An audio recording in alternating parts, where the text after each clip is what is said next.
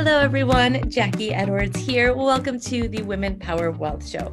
I have a super special guest today to talk all about wealth and how we can have more conversations about it and just make things flow more easily around the topic of wealth and money, especially for women.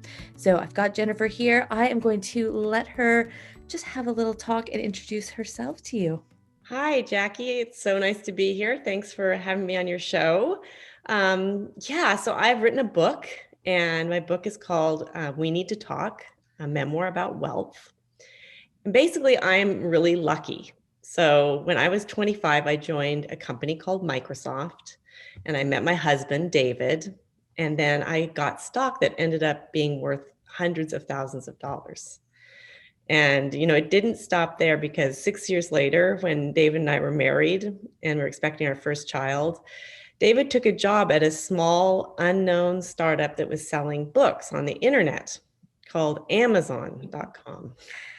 And, we were in our early 30s. The company went public and we had more money than we could really wrap our heads around. So that brings up amazingness and challenges.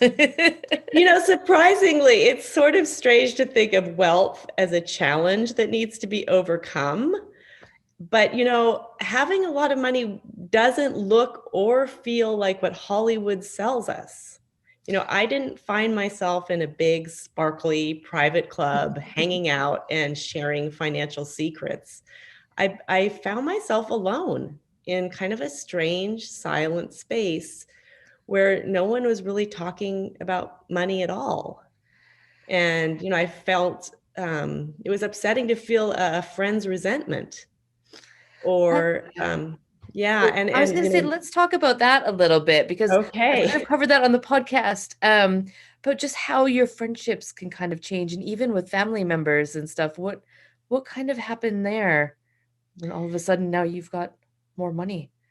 Yeah. I mean, it was, at that time I was a new mom and that was big, right? Lots of changes already there. Huge change, right? Like this curtain has lifted and now I'm in this world of motherhood. I have this incredible baby and I joined a mom's group. And that was wonderful because we were all new moms and we all had the same joys and the same worries and the same upsets. How are we going to get our babies to sleep through the night? And should we use a pacifier? Are we breastfeeding? And our in-laws, what are they driving us crazy? Like all these things that we had in common.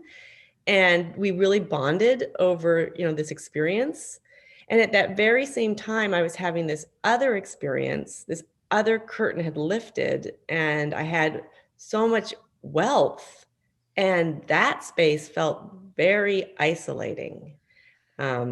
I felt like, so within my mother's group, even though I was forming friendships, I felt as though I had to keep this other part of what was going on in my life hidden.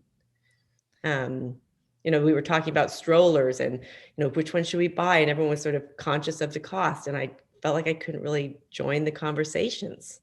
So it felt in those situations quite isolating. Yeah. It's so funny because nobody really has a problem talking about money when it comes to, I can't spend that much, or I need to be really conscious of it, or, I've got a budget and this is why I don't have any money. But as soon as it comes to talking about actually having that money and being able to afford whatever we want or all the things that we really want, then there's nobody talking about that. It's just an uncomfortable silence. It's true. I think that whole piece of like, oh, I can't afford it, or how is it's kind of a connecting, we connect with each other through that kind of struggle and because we're all sort of sharing it. Yeah. But then when you're no longer sharing it, you've lost a lot of kind of that connection. And what really is important in life is that connection. So it's surprising and it's isolating because, normally in my life, if I have a question or a problem, I turn to friends. I ask them like, okay, should my 16-year-old have a curfew? Mm-hmm. I talk to everyone I know. I get their ideas. I hear their advice. I hear about their experiences. And just talking is helpful because it lets me know that my question or problem is shared. Yeah. But the same doesn't happen about money, and it's certainly about having a lot of it, so that it's harder to connect. It feels like a distancing force rather than a connection. I agree. And I think it's also, if we do talk about it, there are such negative connotations around money that it does, people start to look at you differently and just think, oh, well, your life is easier. And it's that connection thing. Oh, you're different than me now. You're Automatically, you can't Yes. understand where I'm coming from, even though you have some of the same challenges still. It definitely becomes sort of you're othered, or it's not like me. And you know what, I grew up feeling that way too. I thought Yeah. people who had money were all selfish or obnoxious, or I had all my own biases against the Yes. wealth. So that was another thing that I sort of had to overcome and figure out, like, who am I, and how many of my values that I learned in childhood do I bring with me into this new situation. So that in and of itself was a challenge too. Yeah. Yeah. So how have you kind of found yourself, navigating through that to kind of almost bridge the two worlds? Yeah, well, I wrote a book that helped. I mean, at first it really was like a look into kind of this situation, and trying to figure out my experience. But it also was, I started writing because my story was one I'd want to know about if it hadn't happened to me. And it was such a surprise that I thought, wow, why is no one talking about this? Yeah. I think one of the And things that you say is, everybody's kind of writing books about how to make more money, or here's what it's like to have, well, not really, here's the kind of dream ideal, and, showing you what all the amazing things if you could make more money, but nobody's really talking about what's it like to actually have that money. Like what exactly. happens now.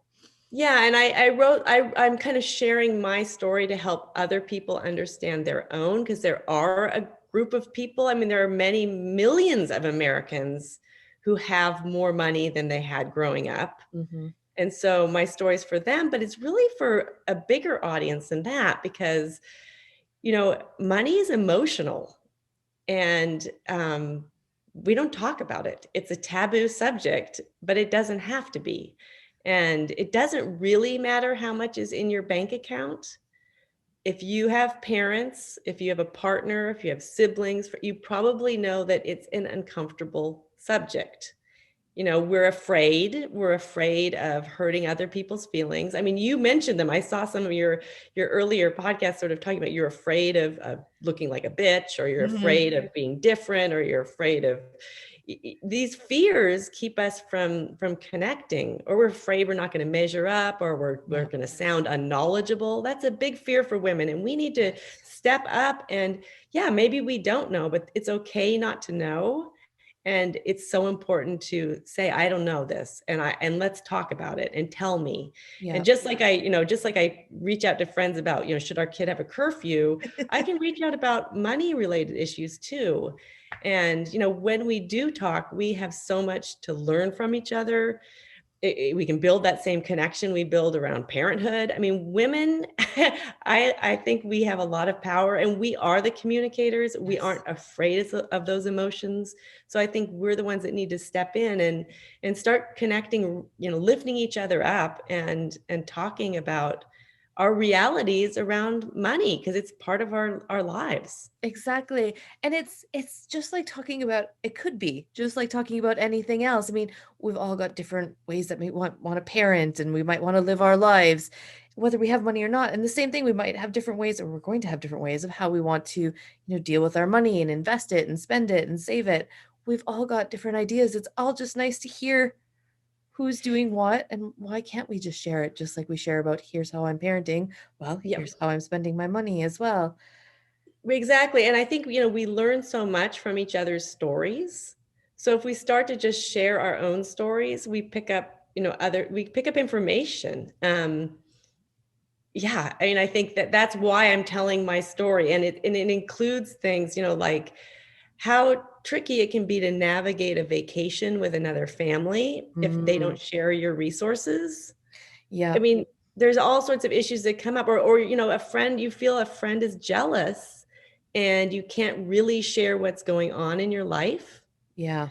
And for me, I felt like my parents disapproved of what I had, and that was really painful. So I'm hoping that by sharing these experiences, it will help other people, understand their own experiences, but also kind of learn and think about these things. I mean, because I think even though the specifics of my story might be different, I think people will be able to relate to my experiences because they're all very human and Yeah. they're all about parents and kids and friends and the things we care about. Yeah, because those things stay the same. So we might, everybody thinks, oh, all of a sudden I have all this money, I'll have all this wealth, and all my problems will disappear and everything will be wonderful. But the anything underlying is still there. I mean, you still got your family, still got your relationships. Yes. Those things Yeah. are still going in your life. Like it doesn't just magically No, everything's no, fixed and yeah, it's true. I think, we often think, if only, then my life would be yes, perfect, right? Like, and we do it a lot around money. So we yeah, say things like, oh, if only I could get that big raise. We do yeah, it around other things too. Like, if only I could lose 20 pounds, or yes, only I met the right person, yeah. then my life Then would be perfect, right? then I And can I be remember, happy. yeah, exactly. Well, that's not how it works. And I remember a friend saying, if only I could make $100,000. And she said, I used to lie in bed at night just thinking, if only I could make $100,000. And then she started laughing because she was making more than that, but she was still lying in bed at night, unable to sleep, Yeah, right? And I had this if only happen, but I'm still me. yeah. I still have insecurities. My Yeah. feelings get hurt. I Yeah, make you still got to mistakes. work through all of your thoughts and all of your feelings about what's happening in the world and what's happening to you. And yeah, the money doesn't fix everything. It just No, adds another layer. Some things it makes easier, some things you exactly. just have to think about even harder. Exactly. And Yeah. one of the things I really want to help people think about and do, because I guess I want to invite people to get uncomfortable, because we aren't comfortable talking about money. We don't have experience with it, and it's going to be messy. It's going to be ugly. But I think we have to give ourselves permission to fumble around and get it wrong, but try. And I can share a story, and this is sort of, a friend of mine, who's middle class. She said she and her husband drove the same car for years, and when it finally broke down, she said they bought an Audi Q5, and this is sort of a luxury car in the United States. And she loved the car. She was really excited about it. But then when she was thinking about visiting her sister and driving up in the car, she started to worry about being judged. Yeah. So in her mind, she heard her sister saying, "Ooh, aren't we fancy?" And then in her mind, she started to justify the car, saying, "Well, it wasn't that expensive, it was Yes. used." And so even before she saw her sister, she's making assumptions and she's telling herself stories. Yeah. What if she actually talked to her sister? Yeah. Right? I think when we don't talk about something, it tends to loom large and take on a life of its own. And that gives money a lot of power. Yeah. Whereas talking can really put money in its place as a tool. Yeah. Yeah, that's really interesting.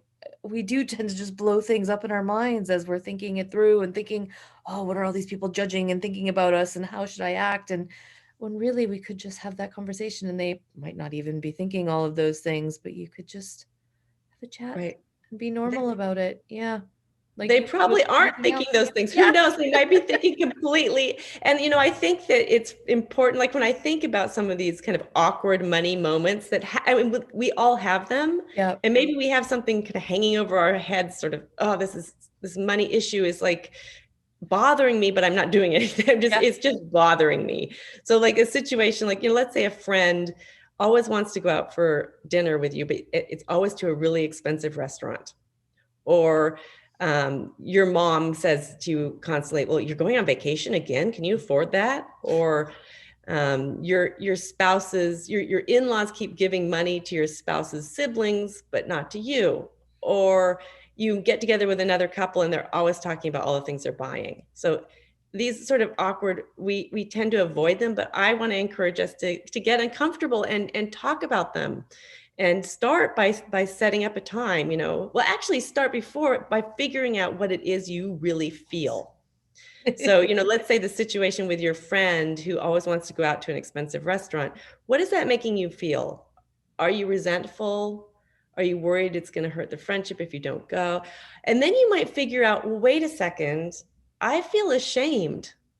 I'm ashamed that I can't afford that restaurant. I have a good job, but I just can't afford it. So I feel ashamed. So own that, feel like, okay, I feel ashamed. Mm-hmm. Set up a time to talk to your friend when it's, emotionally neutral, just you Yes. both have time to talk, right? And then when you get on the phone or get together in person, maybe after COVID, you you give each other, you explain that this is going to be awkward. Again, give each other permission to get it wrong. It's going to be messy. You don't know what you're doing, but you really want to talk. And that kind of creates a safe space where you can start talking about money. And I think that's a nice way to begin, and then really listen. Maybe you talk for 5 minutes uninterrupted and the other person talks for 5 minutes uninterrupted. And maybe when you say to your friend, I feel really ashamed that I can't afford that restaurant that you, maybe she's like, oh my gosh, I'm so glad you said that. I'm in debt. I have a Yeah. lot of student loans. Maybe it opens the door for them to really connect with you. And I mean, Yeah. that's what it's all about. Connect and then start to learn from each other.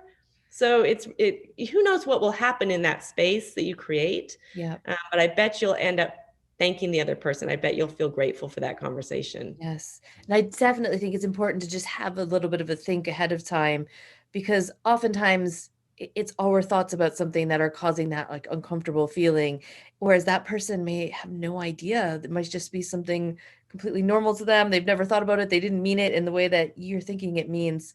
So thinking about how are you putting how that your own spin on that conversation and then definitely get into that neutral space first and then just open up that conversation to yeah have and again it just brings that connection together on a different level. So now instead of thinking, oh, why are we always going to this expensive restaurant, I can't afford it, and you think, let's open this conversation up because that's what we really want to do as friends anyways. It's not about where we're eating, it's about how Exactly. we're talking to each other and hanging out.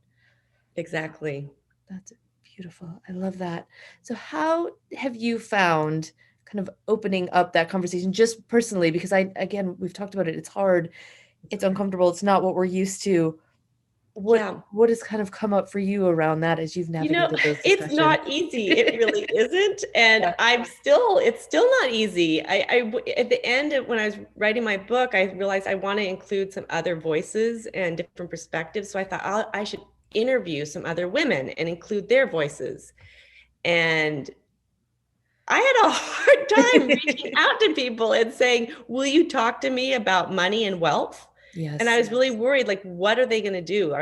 So I was very cautious, but I kind of pushed through my discomfort and I sent a couple emails and the response was amazing. I mean, people sent me a note back right away saying, I think about these things all the time, but Yeah. I never talk about them. Yeah. And then, when we got together, it was so validating and comforting to talk about our children, about our parents, about feeling isolated. We weren't alone and we had a lot in common. So it was really quite wonderful to talk. And then I included their voices in my book. So, that was a nice bonus for my book. Yeah, I mean, so with my brother, again, so here, I'll just tell you another story about my brother. So he's 2 years younger than me. And when he graduated from college, he went into the Peace Corps and then he got a master's in Spanish and he became a high school Spanish teacher. And this was many years ago when he wanted to buy a house. And David and I offered him $20,000 towards the down payment, but he refused our gift. He said Yes. he wanted to live within his own means. And this hurt my feelings. I felt that he was looking down at our money and Hmm. looking down at me. And so my feelings were hurt, but I didn't say anything. So here's, one point where I could have opened that dialogue, but I just didn't say anything. And a few years later, he was getting married. And again, David and I sent a check, and this time he accepted. And a couple years after that, their first child was born. And again, we wrote a check and he accepted. He and his wife thanked us. Yeah. And we began sending a check every year. And over the course of several years, he stopped thanking us for the gift. I'd write a check in December and I'd hear silence. And it was like the money was just disappearing into a void. But what Yep. did I do? I started to tell myself stories. Yeah. Oh, he's embarrassed, or he thinks we have so much money, it just doesn't mean anything to us. Mm-hmm. So I didn't talk to him again. And I'm not proud to admit this, but just a couple years ago, I just didn't send a check. Yeah. And in January, when we were communicating over email, at the bottom of his last sentence of his note was, wondering if a certain year-end check is just late in the mail. Is it? And I read that and I was angry and shocked and like, oh my gosh, we need to talk. Yeah. And yeah, it was hard. And you, like you said, I had to really sit down and figure out what I was feeling Mm-hmm. and set up a time. We got on the phone and, I said, my feelings basically were hurt. You haven't thanked me for our gift. And he Yeah. apologized right away. He said he hadn't realized. And that in fact, he thought it was more comfortable for me if he didn't make a big deal of the Mhm. money, which made sense. Yeah. And, once we were talking, our conversation really brought us together. And it was such a relief. Yes. And, then as two people who love and trust each other, as we're talking, it really put money in its place, not as something bigger than us, but just as a tool. And Yeah. then we could talk about it. And bring that He, connection together again. exactly. Like then he was like, I really don't need this money, but I really, really appreciate it. Yep. And I'd never asked, but I said, I don't care what you're doing with it, but I want to know. I want to Yeah. be part of your life. How are you? Totally. So it became a conversation Yeah. and it really was so magical. And, it's just getting through that initial fear, really. Yeah. And having that conversation and opening it up. And it's just funny how our minds just run away with all of our thoughts that we basically put on other people. And we just think, oh, they're judging me. They're thinking all these things. They're not appreciating it. Instead You of know, opening the it's so true. I conversation. think we do that to ourselves all the time. And I think often, I mean, we're more alike than different. I Yes. think we have a lot of money shame and money guilt. And we are like, oh, I shouldn't be spending as much as I am. Or we think that we're less knowledgeable than other people. But really, if we opened up, we'd realize that we have a lot in common. Yeah. It's just so interesting that I think it's just been passed down to us for generations and generations and generations, just not talk about money, to just, hide it all. It's not polite. It's not well bred. It's not whatever to talk about money. It's just something that, what is it? It's like money and politics and religion or something. They're just things that you don't talk about. But who says there are things that we shouldn't talk about? I mean, we've all got views and opinions on them. It should be things that we can just easily share, just like we Yeah. talk about the weather. I completely agree. And I grew up in a household where it was very impolite. We never talked about it, especially as a girl. Like it was my dad handled the finances. My mom never did. So Yeah, that adds another layer. As women, it's hard to talk about as well. It's a sort yeah, of unladylike or yeah. something. So yeah, because I mean that's one of the things my parents fought about was money. I mean, my dad was the one that went to work. My mom actually handled all the finances and stayed at home and took care of everything.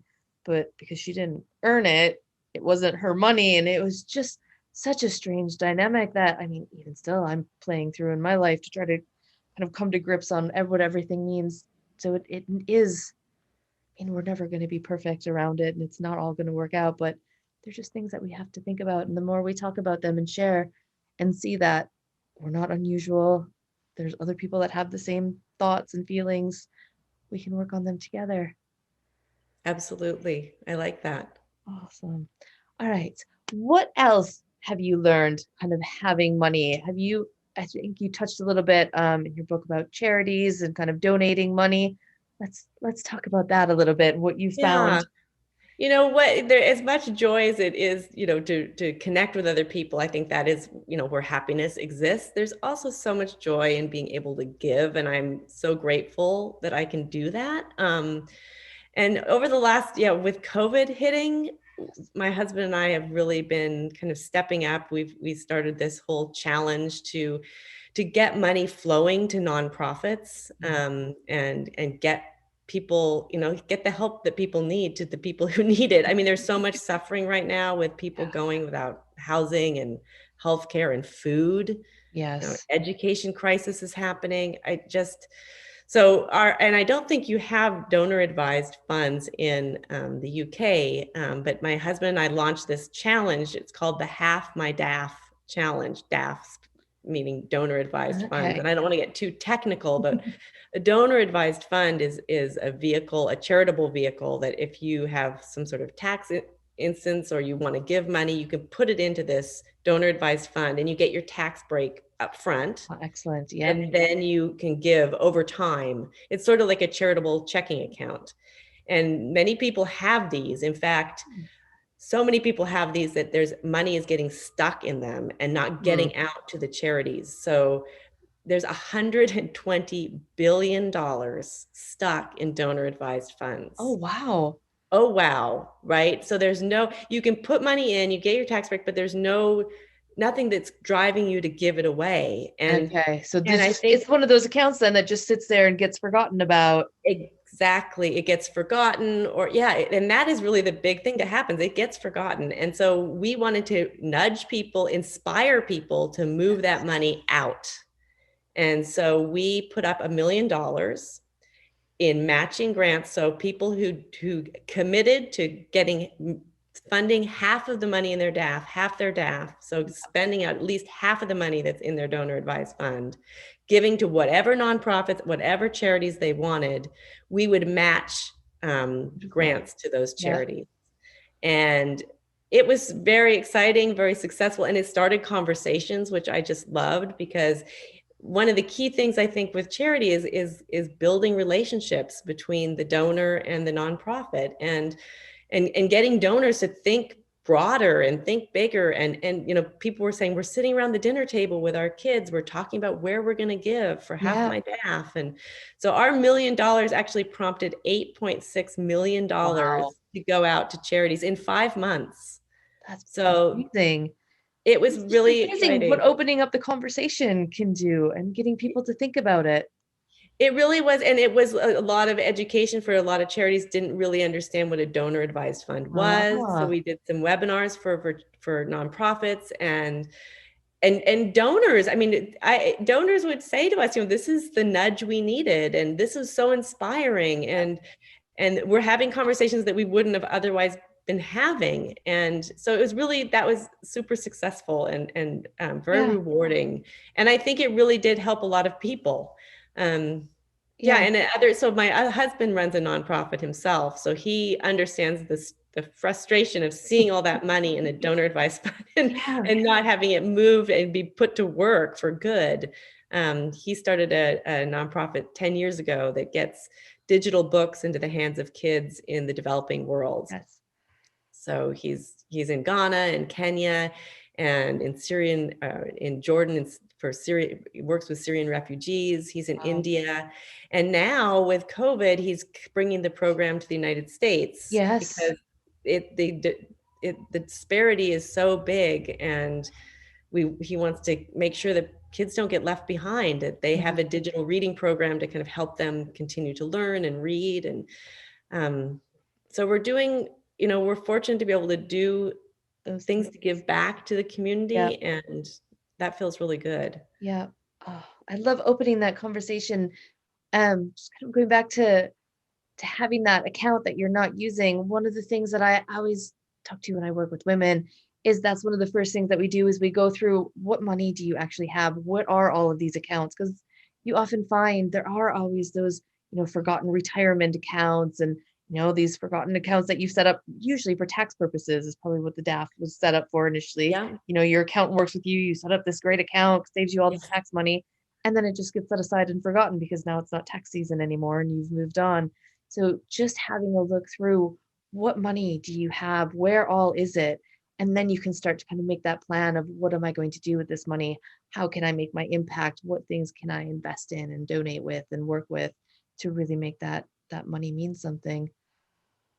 Yeah, that's really important. A lot there's some data out there that's, 35% of people don't really know where their money's invested. Yeah, And and then the other piece is like, I don't know, 43% of partners don't talk to each other about money. So then of course you don't know where your money is. exactly, exactly, which is such a scary thought, especially I feel really strongly like all the politics that are happening now, and we can make so much of a difference even with where we invest our money or even with where we shop and spend our money. It's not just, where we go and vote and that one day that we vote, but just really looking at, all right, what is our money invested in? Is that stuff that we really want to be supporting? Is that what we want our money? Yeah, maybe it makes a great return on investment, but I bet we could find a great return on investment somewhere else that Yes. is That's more in line supporting with the our climate values. support. Yep. Yes. Yes, Yeah, absolutely. and I Yeah. think by opening that conversation again and talking with other people of, what are you doing with your money? Where are you investing? Oh my goodness, that's an amazing idea. Why didn't I look into that? And then you can start to I think we can start to see a shift into making money available and just supporting, yeah, the causes that we believe in more rather than just your normal, let's just put it in whatever indexed fund is easiest and who knows what Yeah, we're I think supporting. that's really important. And you know who's really pushing us to do that is our daughters who are in their 20s. So Excellent. they're very conscious of this, especially around climate change. And it's so important to make sure that you're investing, Yes. yeah, in companies that are doing good in the world, Yep. not, yeah. And that's powerful to be able to do that and to think about it and figure out Yes. kind of where do I put my money and where can I have an impact with I make money, I'm doing something good rather Yep, than, yeah. exactly. That's amazing, and it's just things that were never taught in school. I mean, nobody's again, it's a conversation around money we're not talking about, and especially as women, I find that it's just not an easy thing to just go and talk to some financial advisor, and it's not comfortable because we think, "Oh, well, I don't really know the language, and, they're gonna think I don't know what I'm doing, and they're gonna talk down to me, so I'll just not do it and just let things sit around and not really know where my money is or what's happening."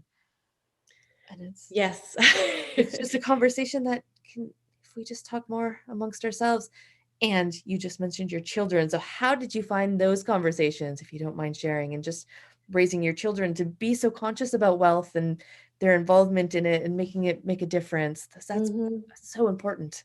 Yeah, it really is. I mean, I think that's a big fear for everyone. I mean, no one wants to raise a spoiled brat. Yep. No one. So it's, yeah. And I think, at some point it's a conversation, but I think before it's a conversation, it really is living your values Yes. because your kids are watching you. They learn from what you do and how you move through the world. And so it's really living your values day to day, week to week, year to year. Your kids Yep. are watching. So like even when you go to the grocery store, I mean, when you drive up and someone takes your parking spot, how do you react? Like they Yep. hear what you say, and are you deserving of that, or are you like gracious and say, okay, we can find another? How do they're watching every single moment, and as you go into the grocery store, how do you? It's a teachable moment too, because Yep. do you just buy whatever, or do you talk about where the value is, or Yep. saving money, or making trade-offs or choices? How do you interact with the man at the meat counter? Are you polite? Are you courteous? How do you interact with other people in the store and when you're checking out? So all these pieces I think are so important for our kids to learn Yeah. and to make sure that we're moving through the world the way we want to see them move through the world. Yes. Now, what do we talk about around the dinner table? Yeah, what are we proud of in our lives? What are Hmm. our, so it is conversations, but I think early on it really is modeling and showing them kind of how you're living your values. Yeah, because I see so many people, they think, oh, well, if you've got money, then your children are automatically going to be spoiled like rich brats and nobody's going to like them. And they'll just be those kids at school that, yeah, the popular mean kids. Well, But yeah, I've go been ahead. thinking about this because I think that image is so powerful and we all have it, like the spoiled rich kid. Like Yeah, what is worse than a spoiled rich kid? And this is a image or an idea that, we learned from our TV and from Yes. movies. And I don't know, does that really exist? I think it's not as big an issue as we Oh, kind of think it is. And especially for people who come into money, I mean, it's the biggest worry. And I realized, wait a second, have some confidence in who you are. And I yeah. mean, parenting is hard, right? Yeah. So it's over across the board hard, but I think that image that we have maybe isn't really part of reality. No, because it's not the money that all of a sudden makes that change. It is, what are you modeling and what are your children seeing as they grow up? And how are you making it more of a normal conversation instead of it being some big thing, or all the only thing they know about having money is what they see those rich kids on TV doing. So then all of a Sure, sudden that's what they exactly. do. So Exactly.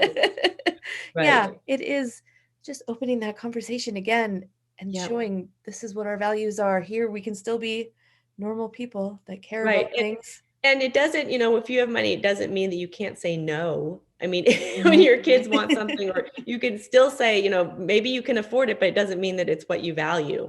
Yep. So it's kind of an awareness of that, and an attitude towards life, and, Yeah. and a sense of gratitude. I think that's Yes. another piece that kids need to see. I mean, if you are able to do something that maybe other people can't do, it's like not just taking it for granted, but really feeling like we're really fortunate, and feeling grateful, I think, Yeah. is a big piece of you know being joyful as well in Yeah. life, for yourself and for your kids. Exactly. And just moving forward with that, yeah, with that knowledge that, we're lucky, we're in an amazing place, we've got amazing lives. Like, let's be really happy and grateful for what we have. And it doesn't instantly mean you're going to be spoiled and horrible. But yeah, it's definitely all comes down to those conversations and just sharing that information and being open and again seeing what their feelings are, because they're probably going through some of the same things with their friends. So their friends might not have as much money and maybe they can't afford to go to the cinema as often, or maybe they can't afford to eat out as often or go to the mall and shop as much. So it can be some of those same conversations, and they're having those same thoughts in their heads as you are, and just being able to talk that through with them can be amazing. So true. Yes. All right. Beautiful. Is there anything else we're coming down to? Yeah, a little bit over time. Is there anything else you want to share or talk about? Where can we get your book and find out more about you?